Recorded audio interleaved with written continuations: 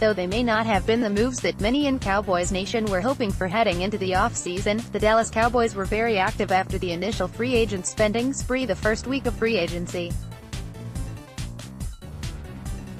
While several teams paid a ton of money during the initial stages, the Cowboys took a breath and continued to execute their game plan. The Cowboys front office stuck to their game plan of filling their needs in the free agent pool to allow them to stay true to their draft board. When the NFL draft comes at the end of the month, the Cowboys won't be locked in to needing to draft any particular position. As far as free agency the Cowboys are concerned, mission accomplished. So, before the draft comes, let's take a look at each move and the significance of the acquisition power rankings style. 1. Robert Quinn, defensive end. Robert Quinn comes to the Dallas Cowboys with 69 sacks over his 8-year career and is a starter at right defensive end day one. Yes, he comes with some injury concerns, but over the last couple of years, he's only missed 2 games, in 2017, while compiling 15 sacks combined. In 5 seasons in which Quinn started at least 14 games, he's averaged 11 sacks a season. Even if you take away the 19 that he had in 2012, Quinn still averaged 9 sacks a season in the other 4 years where he started at least 14 games. He brings speed, agility, bend, and finish to the right side of the defensive line and is a player that demands attention in addition to Cowboys All-Pro defensive end DeMarcus Lawrence. When the Cowboys line up in September, they'll feature one of the best pass rush duos in the NFL. Getting Quinn for a 2026 round pick and a reduced contract is a huge get for the Cowboys front office. No other move will have as much of an impact as Quinn will on the Dallas Cowboys in 2019. 2. Kerry Hyder, defensive line. They say that you can never have too many pass rushers, and while many would point to Randall Cobb as the next most important signing to Robert Quinn, I'd argue that it's defensive lineman Kerry Hyder. You can never have too many pass rushers.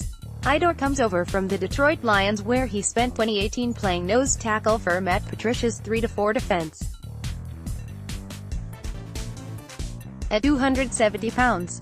I don't know what Hyder did to Matt Patricia for the Lions head coach to play him that out of position, but Hyder was incredibly undersized to play the zero-tech defensive tackle position. In 2017, Hyder tore his Achilles and that was a year after he exploded for 8 sacks in 2016 after playing a full season for the first time in his career. 8 sacks are nothing to sneeze at. In Hyder, you have a player who can play inside at 3-tech and then also play defensive end on both ends of the line. If he can find some of that pass rush magic from 2016, the Cowboys are getting another pass rusher with inside and outside ability like Tyrone Crawford. With Hyder's ability to play inside, you could potentially see a 3rd and long situation with Quinn, Hyder, Crawford, and Lawrence all playing together. That gives me visions of the 2007 New York Giants team that would rush 4 defensive ends on passing downs. 3. Randall Cobb, wide receiver. Is Randall Cobb as good as Cole Beasley in creating separation?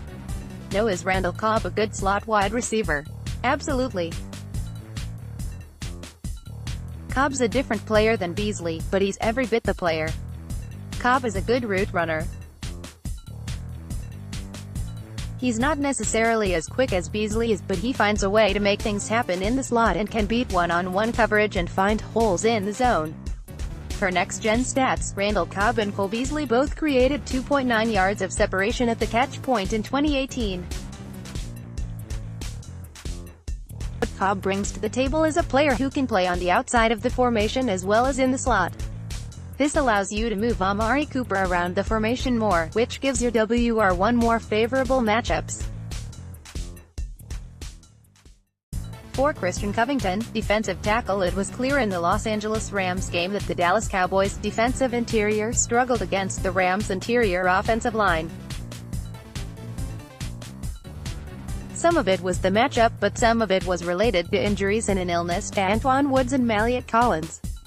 They were overmatched on the night and the Dallas Cowboys defense had a difficult time slowing down the Rams' running game. The Cowboys have made strides to rectify that by bringing in Christian Covington, who played for the Houston Texans in 2018. Playing defensive end in the Texans' 3-4, Covington had 3.5 sacks. At more than 300 pounds, he projects to join Woods in the one-tech defensive tackle rotation. For a defense that played really well all season and especially against the run, it was a letdown. Now with two legit run stoppers, and Covington bringing some pass rush ability to the one-tech spot, the Cowboys will have more waves of linemen to throw at opposing offenses and will be able to stay fresh. 5. Cameron Fleming, offensive tackle. Amidst all the new players coming to town, one of the more underrated moves this offseason was bringing back Cameron Fleming to be the swing tackle for 2019 and potentially be the starting right tackle in 2020. Over the last 3 seasons, left tackle Tyron Smith has missed games. In 2017, not having an adequate replacement for the All-Pro pretty much ruined the season for the Dallas Cowboys. Fleming, who wasn't perfect in 2018, is a reliable backup that can play both sides of the offensive line, and with La'el Collins set to be a free agent in 2020, the Cowboys have some veteran insurance if they decide to move on from their starting right tackle. Having the ability to call upon a reserve offensive lineman who has started a Super Bowl is a really nice luxury to have for the Dallas Cowboys. If they do suffer an injury at tackle, the Cowboys may not have an equal replacement, but they have an adequate replacement to fill in. 6. Jason Witten, tight end. Admittedly, I've had reservations about bringing Jason Witten back, particularly as it relates to the snap counts of Blake Jarwin and Dalton Schultz. Witten is no doubt at the end of his career in the NFL, and there's no telling how the year-long layoff will impact his play in 2019, but having one of the most important leaders this franchise has had in the 21st century can't be a bad thing. The reports are that Witten will only play around 20 to 30 snaps a game, and while that potentially cuts into the development of Jarwin and Schultz, Witten is still a player that can impact the game for you, especially on third downs and in the red zone.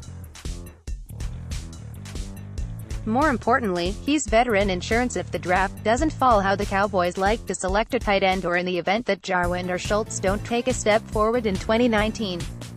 Having a future Hall of Famer and one of the best tight ends to ever play the position as insurance is an amazing luxury for a team that will contend for the playoffs again in 2019.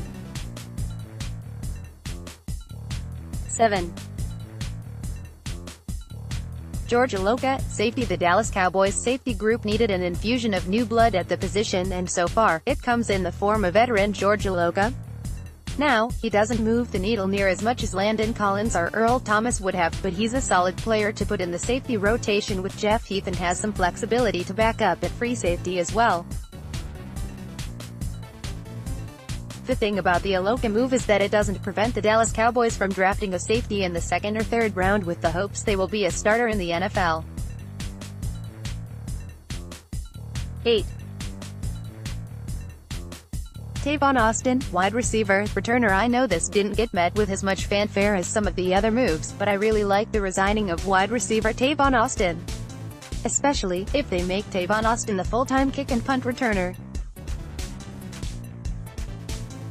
He showed way too much flash in the Seattle game, returning 5 punts for 75 yards, including one that nearly went for a touchdown.